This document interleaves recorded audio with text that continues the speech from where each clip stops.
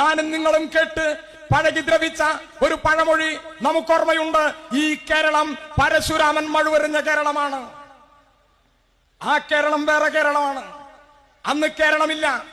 ഇവിടെ പറഞ്ഞതുപോലെ മലബാറും തിരുകൊച്ചിയും തിരുവിതാംകൂറും നാട്ടുരാജ്യങ്ങളായി നിന്നൊരു ഭൂമിയാണത്.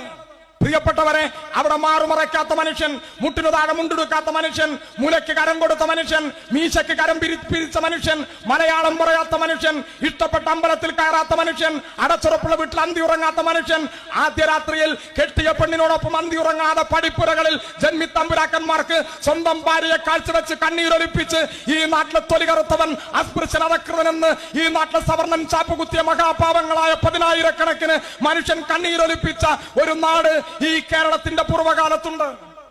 ഏതെങ്കിലും ഒരു ഭേദപ്പെട്ട വീട്ടിൽ ഒരു സദ്യ നടക്കുമ്പോ ക്ഷണിക്കാതെ പോയി പുല്ലട്ടിയിലും പടിപ്പുറത്തും ഇങ്ങനെ കാത്തുനിന്ന്, പ്രിയപ്പെട്ടവരെ, അവിടത്തെ ഏതെങ്കിലും ഒരു കാരണവർ വിളിക്കുമ്പോൾ അവിടെ അകത്തു ചെന്ന് തോർത്തുമുണ്ട് വിരിച്ച് കീറിയ തോർത്തുമുണ്ടിൽ വള്ളിക്കൊട്ടയിൽ വിളമ്പിയ ചോറ് തലച്ചുവടായി ഏറ്റുവന്ന് വീട്ടിൽ വിശന്നിരിക്കുന്ന മനുഷ്യനെ തീറ്റിപ്പോറ്റിയ ഒരു ഘട്ടകാലം ഈ കേരളത്തിനുണ്ട്.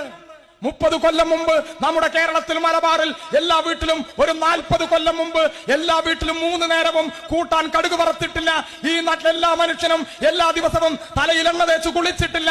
40 കൊല്ലം മുമ്പ് വരെ ഈ കേരളം ഇന്നു കാണുന്ന കേരളമായി ഇങ്ങനെ രൂപാന്തരപ്പെടാൻ